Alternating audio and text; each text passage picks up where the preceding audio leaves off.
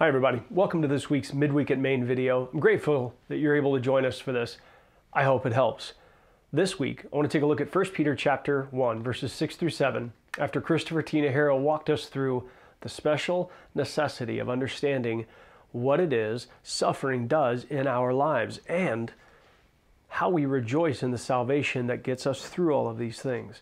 Let me ask you a question first. Real quick, I just want to put this in front of you, and I want you to be honest, whether you're in your car right now, listening on your way to work, or maybe this is the third or fourth time you've listened to this video.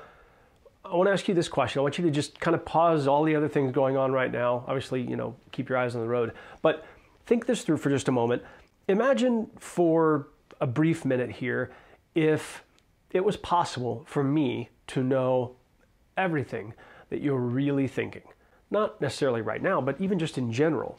What if I knew what you really believe about maybe some of the most connected relationships in your life, what you really thought about some of these people, maybe an employer or somebody that you maybe are in a good relationship with, or a spouse or a friend or kids or whatever. What if I knew all of the things that you think about regarding them?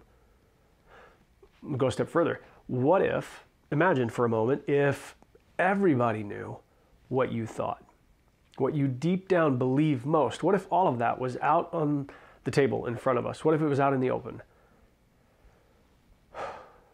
What is it about being exposed like that that makes us so fearful, makes us so nervous and self-protecting?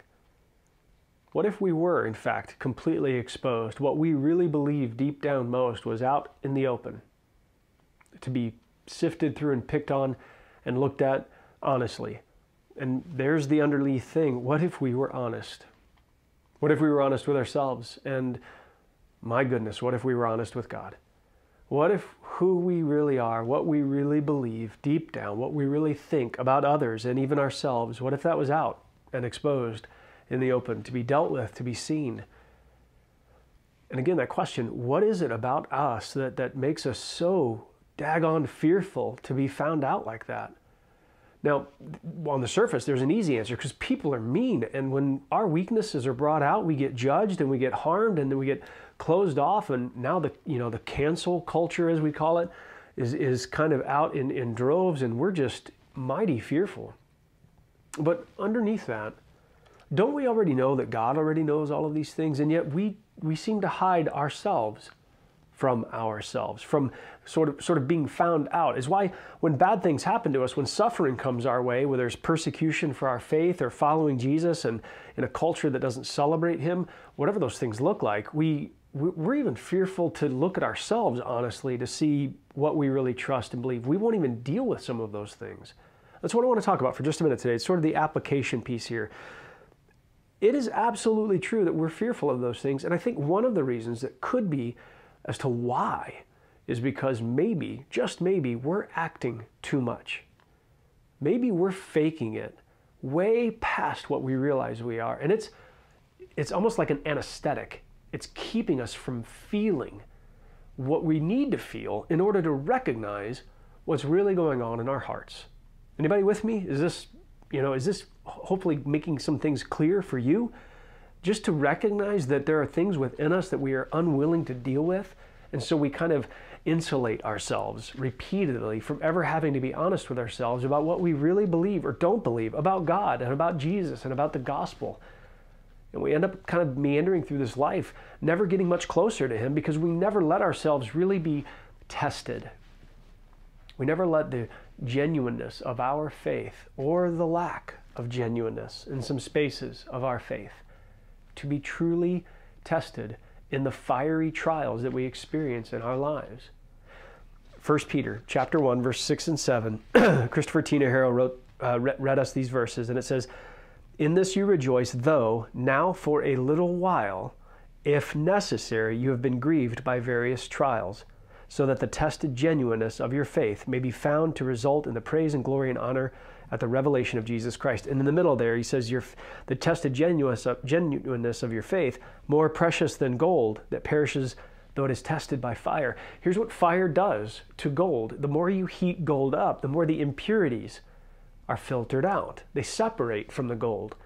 But you can't separate those impurities if you don't put it through the fire. The impurities of your faith and the areas of your life that are in fact there, the things that you believe in and trust in, that aren't God-fearing, God-honoring faith, those things need to be brought out and separated from the pure faith that God has placed in you. And that means you've got to be honest with you.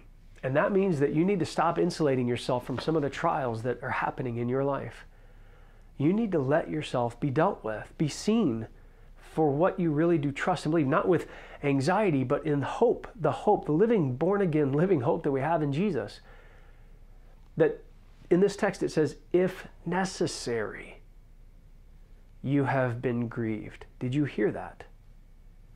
Church, it is very possible, likely, even to be expected, that it is necessary that you and I go through difficult things that impose grief in our hearts, trials that come at us that grieve us, because it's needed so that there is a tested genuineness to our life of faith.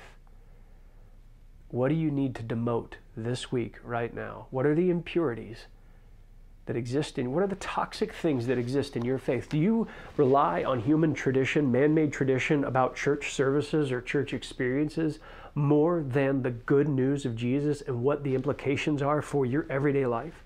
Do you trust in other people's opinion of you more than you realize? Do you want maybe a spouse or a friend or parents or kids to look to you in a way that is actually a way that only belongs to God? What do you lean on too much? What's too impure in your heart and mind that needs to be demoted and removed from your life, separated from the pure faith that God has placed in your life through the life, the death, burial, and amazing resurrection of Jesus Christ? What is the Holy Spirit telling you you need to look at? These are the things that need to be exposed. Don't run from the fire. Stand in it, but stand firm. We'll see you Sunday morning, 10 o'clock, right here at Church at Main.